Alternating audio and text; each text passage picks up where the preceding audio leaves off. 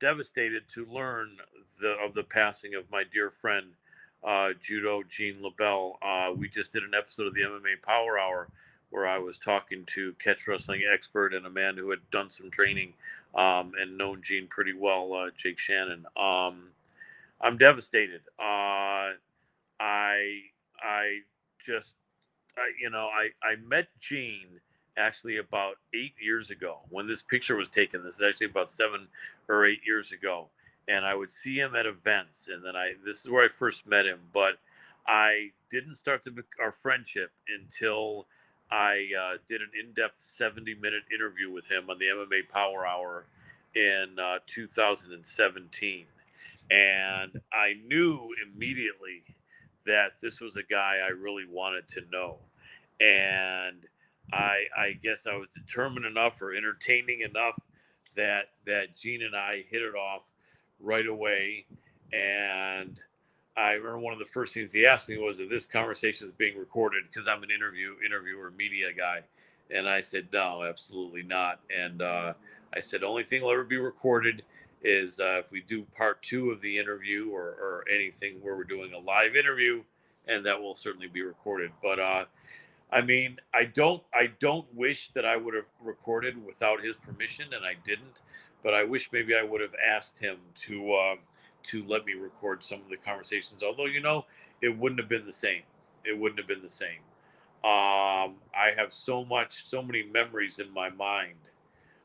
Gene was an absolutely amazing person. Excuse me, my shoulder, my back's a little jacked up. He was a 2-time judo world champion before, I think either before judo was in the Olympics. Yeah, it was before judo was in the Olympics. And so his 2 AAU judo championships were equivalent to Olympic gold medals for people that didn't know. So he got those, I think the first American, I believe, to get a gold medal in judo, and he got them back to back and retired from that, I think, when he was like 25, and went on to a career in stunts. He had already done some stunt work before that, but dedicated the next 60 years, I think, or nearly that, to doing stunts. So he did stunts from when I think he was 18, 19 years old until he was actually in his mid-70s. The amount of people that he touched are too many to name. People that he worked with, trained, taught, and learned from include Bruce Lee, Chuck Norris, Carl Gotch, one of his great teachers. There's so many other wrestling greats, Strangler Lewis. He was friends and peers with other catch wrestling experts, Billy Robinson and so many other guys whose names I forget. But Chuck Norris and Bruce Lee, he both learned and taught. And this is a devastating loss. I talked to Gene over the last 5 years at least once a month, and sometimes as often as once every week or two. And I'm devastated at the loss.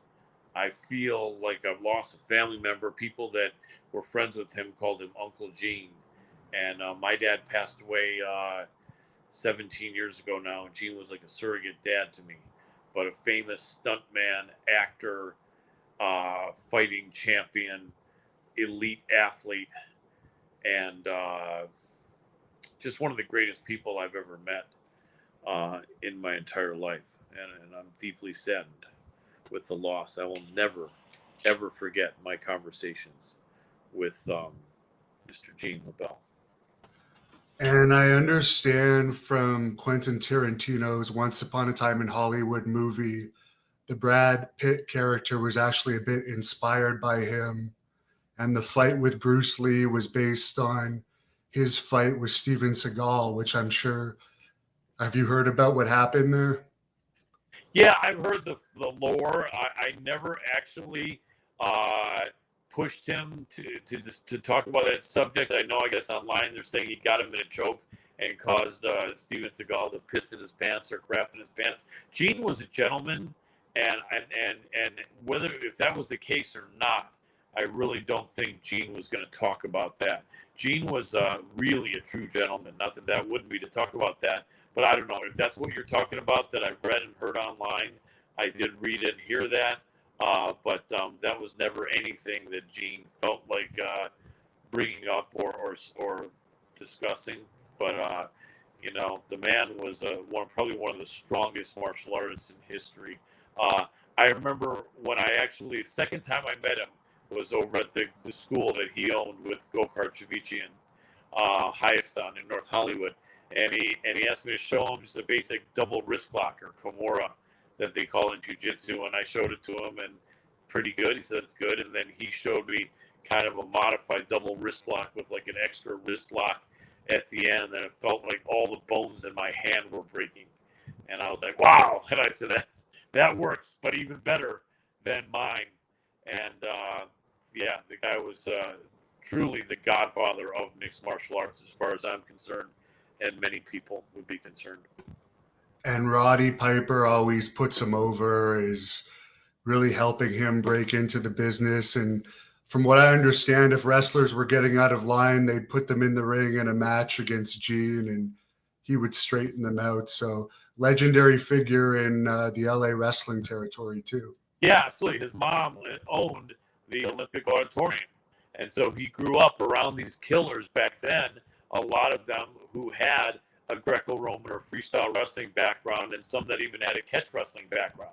And he was learning that, but being there was also so much boxing going on at the Olympic Auditorium, a huge site for pro boxing fights, some of the classic fights in history. He was learning the boxing, and he was learning judo. So he really was one of the first guys, and the most prominent man in this country.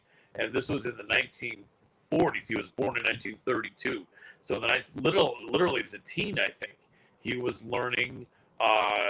He was learning boxing, wrestling, and judo. And you know, so you know, he was probably the first most well-known, prominent mixed martial artists, and so many stories are running through my head now. But yeah, the bottom line is, yeah, in that 1963 match, he represented the martial arts when the boxing world were calling them judo karate bums. And you saw what he did to a very tough guy who had a lot of respect for, Milo Savage.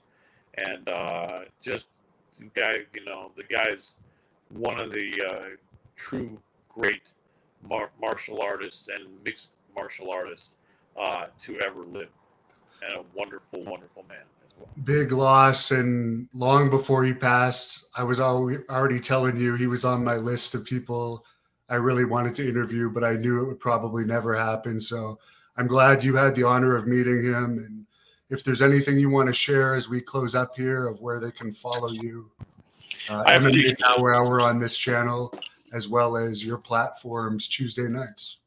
I appreciate it, and more important really is the memory of Gene. Gene always loved my MMA Power Hour, though, and believed in me a lot.